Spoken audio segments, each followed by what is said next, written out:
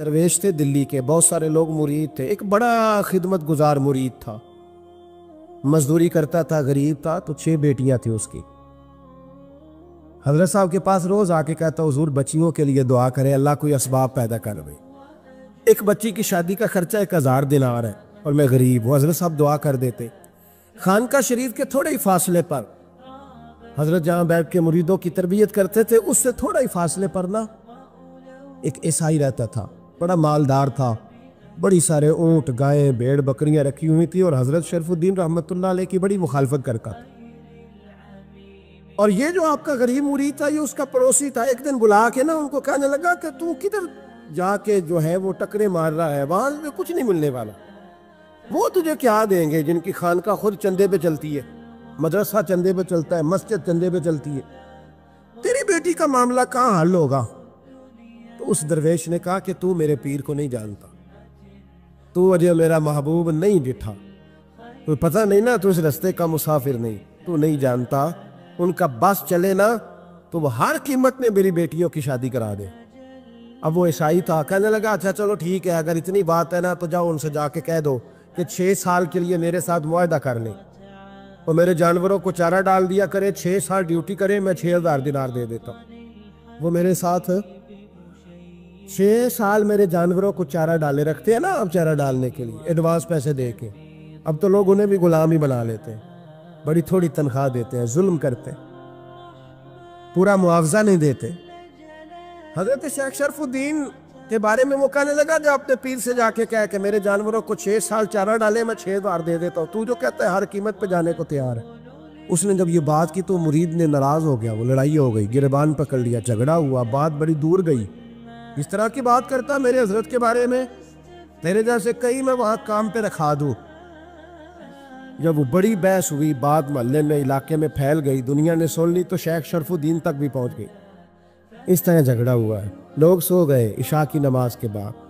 حضرت صاحب نے نا سر پہ کپڑا لیا، اس عیسائی کے دروازے پہ دستک دی، وہ باہر آیا، فرمانے لگے لوگ تو سوچ سمجھ کے ملازم رکھتے ہیں، تو نے بھی تو سوچ ہی لیا ہوگا، تبھی تو مجھے آفر کی ہے، تو اپنی آفر پہ قائم ہے، واقعی مجھے رکھ لے گا اور 6000 دینار دے دے گا؟ کہنے لگا جا بابا کام کر اپنا۔ فرمایا نہیں، تو نے اتنے لوگوں میں بات کی، اتنی بحث ہوئی، تو قائم ہے؟ کہنے لگا میں تو قائم ہوں، پر آپ نے نہیں قائم رہنا۔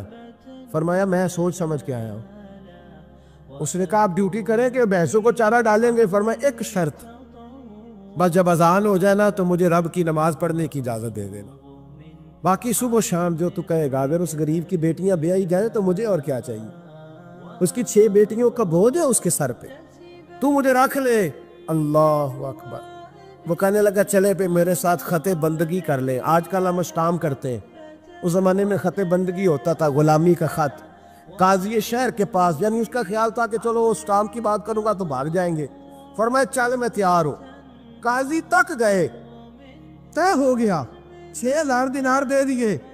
حضرت نے مرید کو بلایا، فرمایا پتر یہ لے گا، جا میری بیٹیوں کو روانہ کر دے۔ کہنے لگا حضور یہ کیا کر رہے ہو آپ، کچھ سوچیں۔ فرمایا یار جب تجھے بیٹا بنا لیا تو پھر میری پوتیاں تو لگتی ہیں نا، میرا حق تو بنتا ہے نا، جا کے ڈیوٹی کر، ان کو بیاہ دے۔ بات پھیل گئی، بادشاہ بھی عقیدت مند تھا، وہ 12000 دینار لے کے پہنچا۔ کیا بتاؤں ان رب کے بندوں کا دل کیسا ہوتا ہے، کیا درد ہوتا ہے، کیا رنگ۔ 12000 دینار لے کے بادشاہ آیا اور آ کے حضرت کو پیش کیے کہ حضور آپ دے اس عیسائی کو ڈبل دے اور جائے کام کرے۔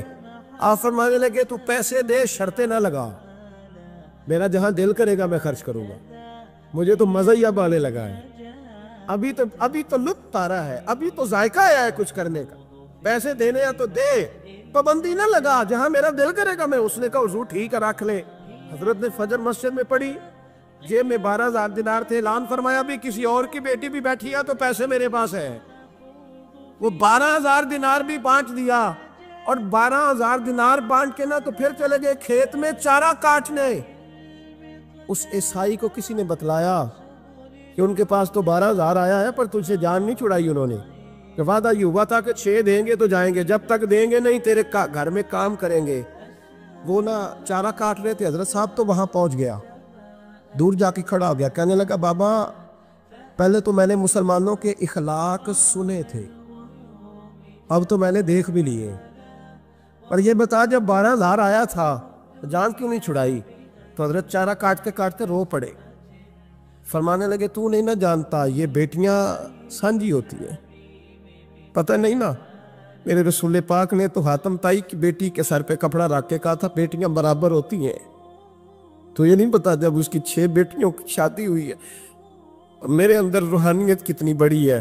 فرمایا پھر 12,000 آیا ہے تو 2-4 بچیاں پھر گئی ہیں، تو یہ نہیں پتا میں اندر سے راضی کتنا ہوں، میں تیری نوکری کرتا رہوں گا، پتہ نہیں اللہ کتنی بیٹیوں کو بیاہ دے گا۔ اتنا رویا وہ عیسائی کے پیروں میں بیٹھ گیا، کہنے لگا بابا میں نے تیری مخالفت کی ہے پر تیرے قریب آ کے پتہ چلا ہے کہ تو بہت اونچے اخلاق کا مالک ہے، اور اگر تیرا یہ مقام ہے تو تجھے اخلاق سکھانے والے محمد عربی کی شان کتنی ہو گئی۔ حضرت عائشہ صدیقہ رضی اللہ تعالیٰ عنہ فرماتی ہیں ایک عورت تھی اور اسے نبی پاک صلی اللہ تعالیٰ علیہ وسلم نے وہ کلمہ پڑھ کے مسلمان ہوئی، مدینہ طیبہ آ گئی تو حضور نے مسجد نبوی شریف میں اس کے لیے مکان، ایک سادہ سا کمرہ ساتھ مسجد کے بنوا دیا، وہیں رہنے لگی۔ اکثر وہ سیدہ طیبہ کے پاس آتی تو حضرت عائشہ صدیقہ رضی اللہ تعالیٰ عنہ فرماتی ہیں وہ بڑی باتیں سناتی اور آخر میں کہتی وہ ہار والا دن بھی بڑا عجیب دن تھا، اور میرے رب کی قدرتوں کا دن تھا، وہ بھی بڑا عجیب دن تھا۔ سیدہ عائشہ صدیقہ رضی اللہ تعالیٰ عنہ ایک دن فرمانے لگی کہ تو ہار والے دن کا بڑا ذکر کرتی ہے، وہ کیا دن تھا؟ تو خاتون کہنے لگی اماں جی وہ دن تھا جب میرے رب پر بھروسہ اور مضبوط ہو گیا، جس دن میرا اپنے رب پر توکل اور بڑھا، میرے ایمان میں یقین میں اور پختگی آئی۔ کہنے لگی میں ایک گھر کی کنیز تھی، نوکرانی تھی، اس گھر میں ایک بچی تھی جس کے پاس سونے چاندی ہیرے جواہرات کا ہار تھا۔ اس زمانے میں چمڑے کے اوپر لوگ ہیرے جواہرات لگاتے تھے، کئی دفعہ سرخ رنگ کے چمڑے پہ لگائے جاتے تھے، وہ بچی پہنتی تھی تو کہتی ہیں وہ بچی کے اس نے اتار کے رکھا یا اس سے گرا وہ ہار تو چیل اسے اٹھا کے لے گئی گوشت سمجھ کے اور میرے سامنے اٹھا کے لے گئی۔ گھر والوں نے مجھ سے پوچھا، یہ بخاری میں موجود ہے، گھر والوں نے پوچھا مجھ سے کہ وہ ہار کہاں ہے تو میں نے کہا چیل اٹھا کے لے گئی۔ گھر میں کچھ چوری ہو جائے تو سب سے پہلا الزام کس پہ لگتا ہے؟ ملازمین پہ۔ کہتے انہوں نے مجھے بڑا مارا، بڑی تکلیف تھی، حتیٰ کہ میری شرمگاہ تک کی تلاشی، میری عزت اتنی خراب کی میں بتا نہیں سکتی۔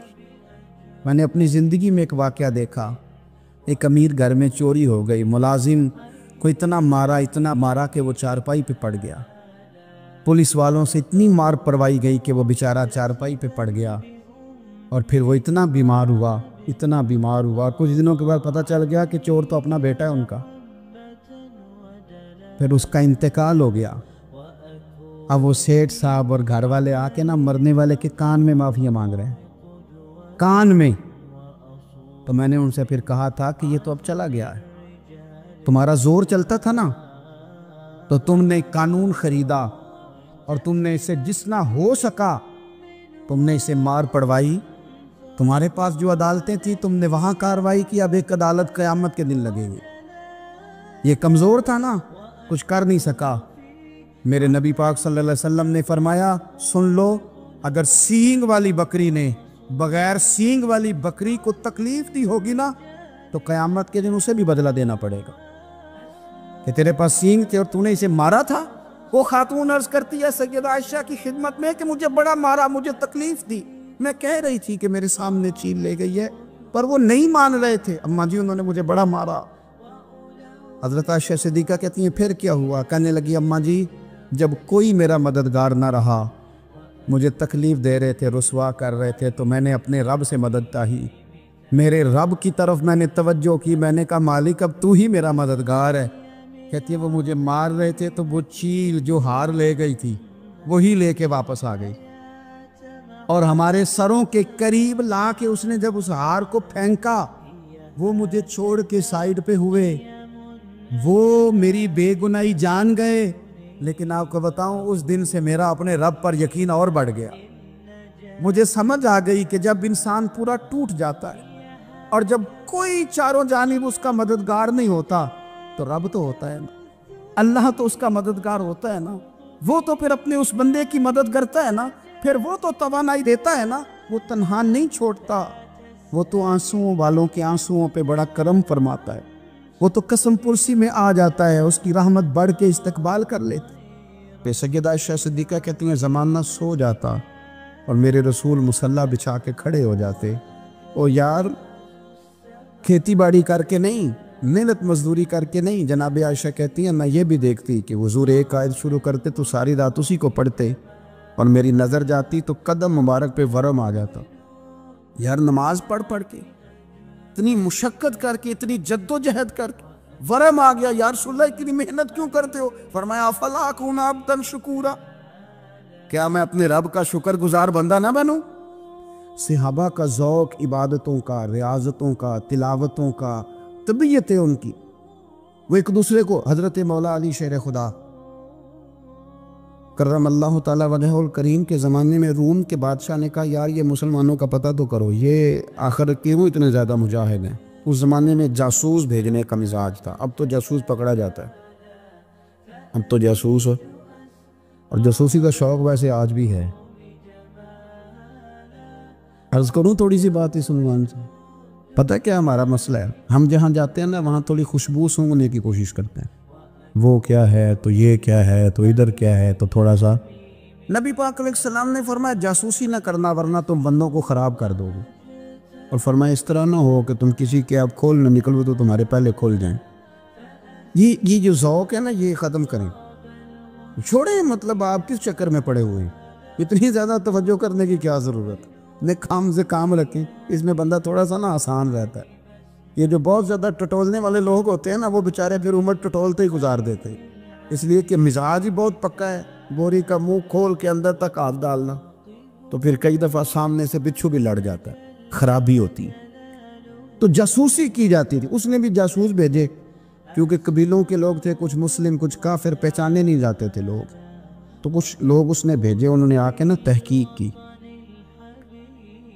ریسرچ کری کہ آخر ماجرا کیا ہے، تو واپس جا کے انہوں نے رپورٹ دی نا روم کے بادشاہ کو۔ اس رپورٹ کا ایک جملہ بڑا شاندار ہے، وہ کہنے لگا بادشاہ ہمیں مسلمانوں کی کوئی سمجھ نہیں آئی، ہمیں کوئی سمجھ نہیں آئی۔ انہوں نے کہا بھائی کیوں نہیں سمجھ آئی؟ کہنے لگے یار عجیب بندے ہیں، جب رات مصلی پہ بیٹھتے ہیں تو یوں لگتا ہے ان کا دنیا سے رشتہ ہی کوئی نہیں، کوئی کسی کو نہیں جانتا، کوئی اپنے دکھ سنا کے رو رہا ہے، وہ اپنی بات کر کے رو رہا ہے، لگتا ہے کہ ان کا کوئی رشتہ ہے ہی نہیں جب مصلی پہ بیٹھتے ہیں۔ اور فرمایا جب سویرے یہ جہاد کرنے نکلتے ہیں تو لگتا ہے ان سے زیادہ دلیر ہی کوئی نہیں۔ حالانکہ جو مصلوں پہ رونے دھونے کے لوگ ہوتے ہیں وہ کئی دفعہ جہاد میں کام نہیں کرتے، لیکن عجیب لوگ ہیں کہ رات کے راہب ہیں، دن کے مجاہد ہیں، کوئی سمجھ نہیں آتی۔ میرے عزیز ان لوگوں نے مصلی آباد کر کے رکھا، تلاوتیں ان کا ذوق رہی، منظر روز پڑھنا، اسباق پڑھنا، وظائف پڑھنا، یہ ان کا ذوق رہا۔ اعلیٰ حضرت بریلوی رحمت اللہ نے 1000 کتاب لکھی ہے، لیکن الوظیفۃ الکریمہ کے نام سے جو وہ صبح و شام وظائف پڑھتے تھے وہ الگ انہوں نے ان کو بیان کیا، پابندی کے ساتھ اپنی اللہ اللہ کرتے۔ شیخ شہاب الدین سہروردی رحمت اللہ علیہ اس پر ایک بندے نے اعتراض کیا، اس نے کہا جی آپ کس قسم کے صوفی ہیں، مرید بیٹھے ہیں اور آپ وہاں نفل پڑھ رہے ہیں؟ یہ بڑا مسئلہ ہوتا ہے نا، جو بندہ ملنے آتا ہے وہ اپنے ٹائم کے حساب سے آتا ہے، اور اس کا یہ بھی خیال ہوتا ہے کہ پیر صاحب جو ہیں وہ چونکہ درویش ہیں تو نہ انہیں روٹی کھانی چاہیے نہ سونا چاہیے، چونکہ وہ درویش ہیں، اور ہم چونکہ درویشوں کے ماننے والے ہیں لہذا ہمارا یہ طریقہ ہونا چاہیے کہ جیسے ہم کہیں درویش ویسے ہی کر جائے۔ حالانکہ جس کو آپ درویش کہیں گے آپ اس کی مانیں گے، آپ منوائیں گے نہیں، ہمارا مزاج ہوتا ہے۔ شیخ شہاب الدین پر لوگوں نے اعتراض کی، حضور لوگ ملنے آئے ہیں، زیارت کرنے آئے ہیں، بندے دعا کرانے آئے ہیں، اللہ اللہ کرانے آئے ہیں، اور آپ نفل پڑھ رہے ہیں، کیا جملہ ہے، کیا حسن ہے، کیا خوبصورتی ہے۔ فرمانے لگے رب و رسول سے مانگنے کے لیے مصلی بچھایا ہے، اگر وہاں سے مانگوں گا نہیں تو تمہیں دوں گا کیا؟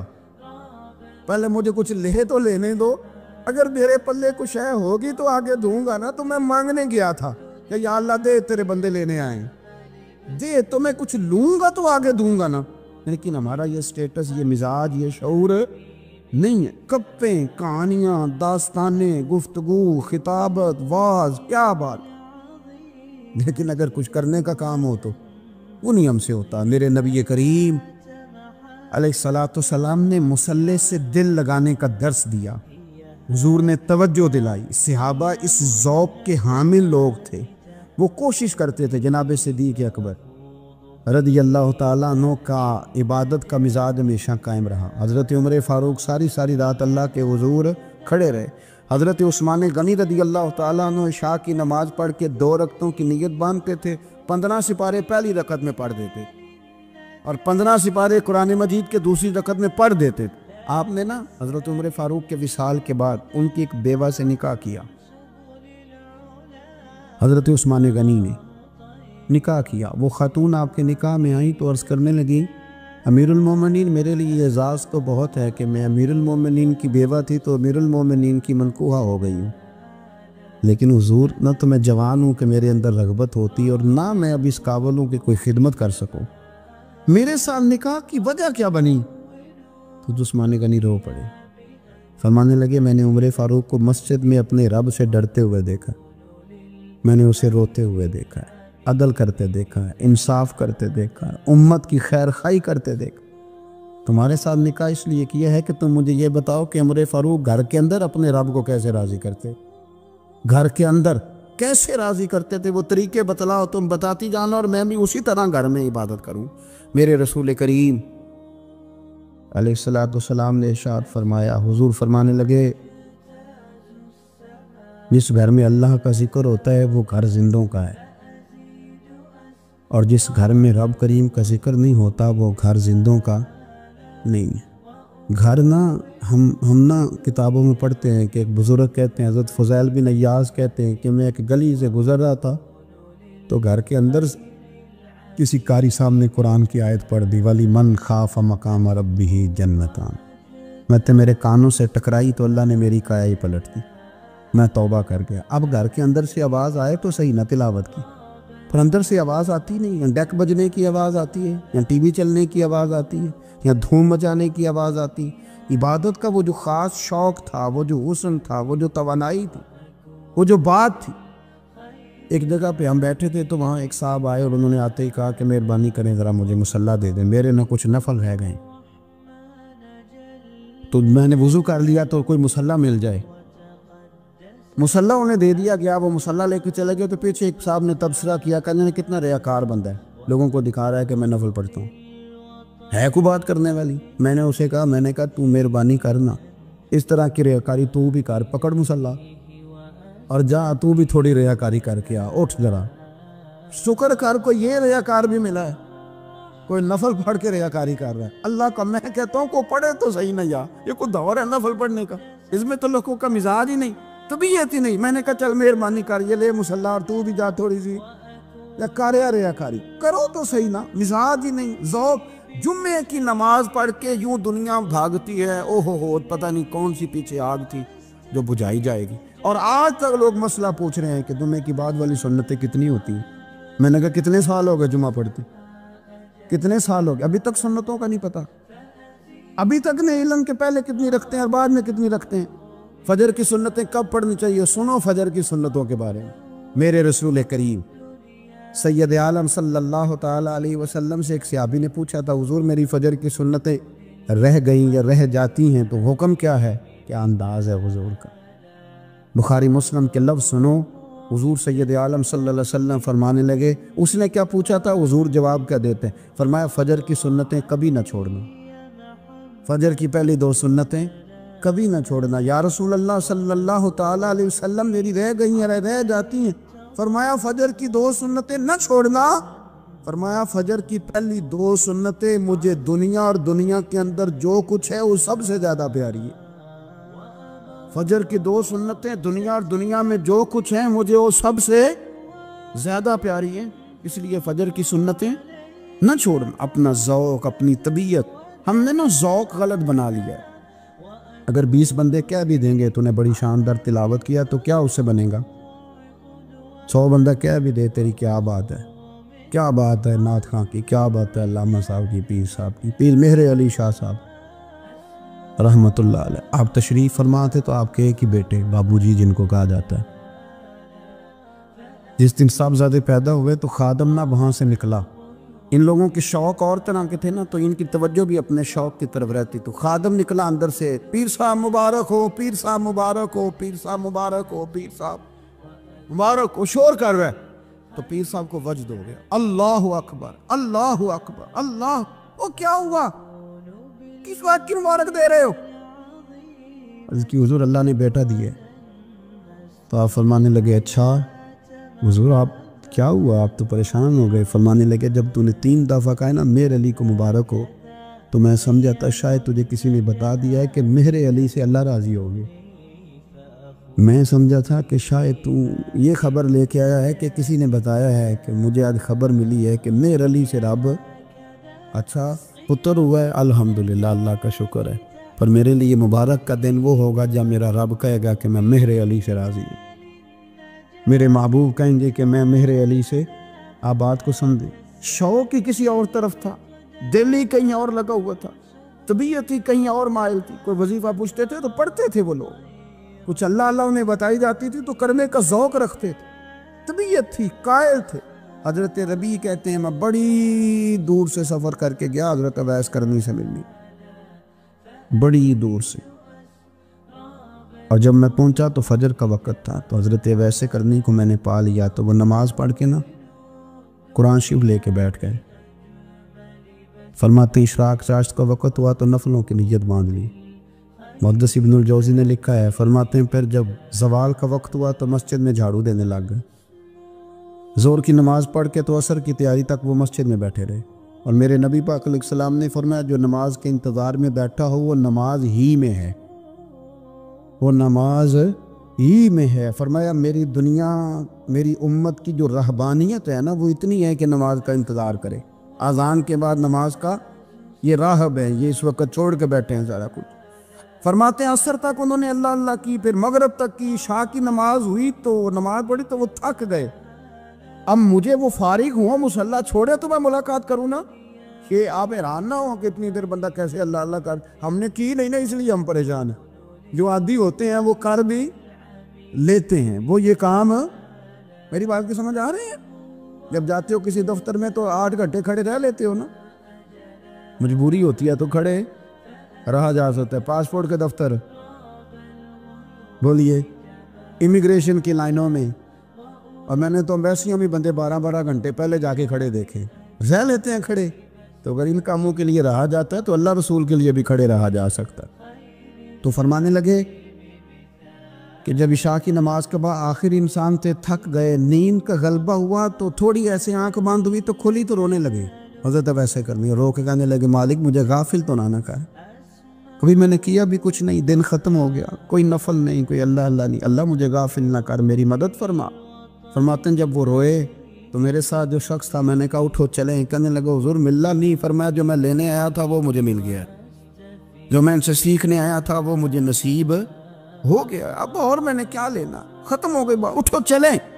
اللہ کے بندوں نے حضرت ربیعہ بن کعب اسلمی رضی اللہ تعالیٰ عنہ فرماتے ہیں، کہتے ہیں جب بنو قریظہ اور بنو نذیر یہودیوں کے ساتھ حضور علیہ السلام نے جنگ کا اعلان فرمایا تو وہ دشمن ہو گئے. ہمیں خطرہ تھا کہ وہ رات کو کہیں محبوب کو تکلیف نہ دے. تو کچھ لوگ نا تلواریں لے کے نبی پاک کے دروازے پہ پہرے داری کرتے تھے. گن مین رکھنا حرام نہیں، اگر کسی کو واقعی خطرہ ہو تو اس کے لیے سنت بھی ہے.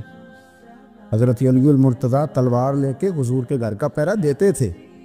حضرت ربیعہ بن کعب اسلمی رضی اللہ تعالیٰ عنہ فرماتے ہیں کہ رات میری ڈیوٹی تھی کہ میں حضور کے گھر کا پہرا دوں گا. تو فرماتے ہیں میں باہر سن رہا تھا، ساری رات ہی میرے نبی پاک نے اللہ کی تسبیح پڑھی، ساری رات، کبھی تسبیح، کبھی تحلیل، کبھی تحمید، کبھی تکبیر، ساری رات. فرماتے ہیں ساری رات حضور پڑھتے رہے اور ساری رات ہی میں سنتا رہا. مجھے اونگ آ گئی، میری آنکھ لگ گئی، حضور ابھی پڑھ رہے تھے، میں تھک کے سو گیا. اور فرماتے ہیں جب میری آنکھ دوبارہ سے کھلی تو میرے کانوں میں پھر کوئی چیز گونجی تو میں نے کان لگایا تو میرے حبیب ابھی بھی اللہ کو یاد کر رہے. ساری رات حضور رب کی عبادت کرتے. اسی لیے تو کہا یا ایھا المزمل قم اللیل الا قلیلا، ابھی ساری رات تو نہ جاگا کر، تھوڑا آرام بھی کر لیے گا. میرے بھائی اپنا مصلی، اپنی عبادات، اپنے وظائف، اللہ اللہ جو آپ نے کسی سے سیکھی ہے اس کو کبھی کمزور نہ ہونے دیں. شجرہ شریف جو کسی بزرگ سے آپ لے لیتے ہیں تو کیا رسم ہے کوئی؟ اس پہ کچھ لکھا ہوتا ہے، وہ پڑھنے کے لیے دیا جاتا ہے، اس پہ لکھا ہوتا ہے کہ یہ اللہ اللہ آپ نے کرنی ہے۔ ساری زندگی کسی اسکول میں داخل ہو گئے اور وہاں جا کے آپ نصاب ہی نہ پڑھیں، کتاب ہی نہ کھولیں تو پاس ہو جائیں گے؟ وہ کہتے ہیں میں 20 سال جاتا رہا ملا کچھ نہیں، تو آپ نے لیا کیا ہے؟ ایک اتنی سی کتاب تھی، اس کو تو کھول کے آپ دیکھ نہیں سکے، اس کے وظائف تک تو رسائی نہ ہوئی، اس لیے کہ اللہ اللہ کرنا مشکل ہے اور تصویر کھنچانا یہ آسان کام ہے۔ تو جو آسان ہے اس طرف ہماری توجہ لگی رہتی ہے اور جو مشکل ہے اس طرف ہم ذوق پیدا نہیں کرتے۔ یا ایھا الناس اعبدوا ربکم الذی خلقکم والذین من قبلکم لعلکم تتقون، اے لوگو اس رب کی عبادت کرو جس نے تمہیں پیدا کیا اور تم سے پہلوں کو پیدا کیا، اس لیے عبادت کرو کہ تم پرہیزگار ہو جاؤ گے۔ حضرت جنید بغدادی رحمت اللہ تعالیٰ علیہ تقریر کر رہے تھے تو ایک شرابی پہ اثر ہو گیا، دوڑا ہوا آیا، کہنے لگا حضور ہر روز شراب پی ہے، 40 سال ہو گئے شراب پیتے، آپ کی باتیں دل کو لا گئی ہیں، لیکن آج توبہ کروں گا تو اللہ معاف کر دے گا۔ حضرت جنید بغدادی فرمانے لگے تیرا کوئی انتظار کرنا ہے؟ تو کہنے لگا حضور نشئیوں کا شرابیوں کا کون انتظار کرتا ہے؟ کچھ زمانہ اماں انتظار کرتی تھی، اب سمجھ گئی وہ نہیں آئے گا، کون انتظار کرتا؟ سمجھ گئی وہ نہیں آئے۔ کچھ عرصہ بیوی نے انتظار کیا، سمجھ گئی کسی نالی میں پڑا ہوگا نہیں آئے، بہن بھائی بال بچے انتظار کرنا چھوڑ گئے، اب میرا کوئی نہیں انتظار کر رہا۔ حضرت جنید بغدادی رو پڑے، فرمانے لگے نہیں، رب کی رحمت تیری توبہ کا ابھی بھی انتظار کر رہی ہے، خدا کا کرم تیری توبہ کا انتظار کر رہا ہے، آ جا، دروازہ کھلا ہوا، لوٹ آیا۔ وہ شخص کہتا ہے جب بات سنی تو اللہ اکبر کہا، کپڑے پھٹ گئے، قدموں میں گرا، وضو کیا، غسل کیا، مسجد آیا، کہنے لگا یا اللہ تو واقعی راضی ہے، واقعی راضی ہے؟ تو فرماتے ہیں جب وہ رو رو کے یہ دعا کر رہا تھا تو مسجد کے ہر کونے سے آواز آنے لگی تو نے سچی توبہ کر لیا تو تیرا رب راضی ہو گیا ہے، ان کو پکڑ کے لاؤ۔ اور حضرت جنید نے یہ بات سیکھی کہاں سے؟ حضرت سری سکتی سے۔ حضرت سری سکتی آپ کے مرشد تھے، تو گزر رہے تھے گلی میں، ایک درخت کے نیچے رش بڑا تھا، درخت تھا تو لوگ وہاں کٹے تھے، رش تھا تو آپ نے کہا جنید پتہ تو کر یہاں کیا ہے؟ لوگوں نے کہا حضور ایک شرابی شراب کے نشے میں مست اول فول بول رہا ہے اور لوگ تماشا دیکھ رہے ہیں۔ حضرت گئے، چھڑی ہاتھ میں تھی، جوانوں سے کہا چلو نکلو بھاگو، سب لوگ چلے گئے۔ تو فرمایا جنید جا پیالے میں پانی لا۔ فرماتے میں پانی لایا تو حضرت نے اپنے ہاتھوں سے اس کا منہ دھو ڈالا۔ اللہ کرے ان کا کوئی منہ دھونے والا یاد ہے، اللہ کرے کوئی آئے جو ان کا منہ دھو ڈالے، یہ تو بیچارے اب الجھ گئے گناہ میں، کوئی آئے ان کا بازو تھامے، منہ دھو ڈالا، اور دھو کے نہ منہ، تو رب کریم کے ولی کی آنکھوں میں آنسو آئے اور کہنے لگے اے اللہ میں نے منہ اس لیے دھویا ہے کہ جتنے لوگ شراب کی بو سونگیں گے اس کے شرابی ہونے پہ گواہ بنیں گے، چلو اب منہ دھویا ہے کوئی بو تو نہیں نہ سونگے گا، اور لوگ تو گواہ نہ بنیں گے کہ شرابی ہے۔ اور پھر رو کے کہنے لگے اے اللہ جو میری طاقت تھی وہ میں نے کر دیا، اب جو تیرے قبضے میں ہے تو بھی رحمت فرما، میری طاقت میں منہ دھونا تھا میں نے دھو ڈالا ہے، تو دل دھو دیا کرتا ہے، مہربانی کر اس کے دل کو بھی صفائی عطا فرما دے۔ یہ کہہ کے چلے گئے۔ فرماتے ہیں حضرت جنید میں تہجد کا وضو کرا کے جناب سری سکتی کو مسجد میں لے کے پہنچا تو وہ شرابی مجھ سے پہلے مسجد میں بیٹھا ہوا تھا اور آوازیں آ رہی تھی سری تو نے منہ دھویا تھا تو ہم نے دل بھی دھو ڈالا ہے۔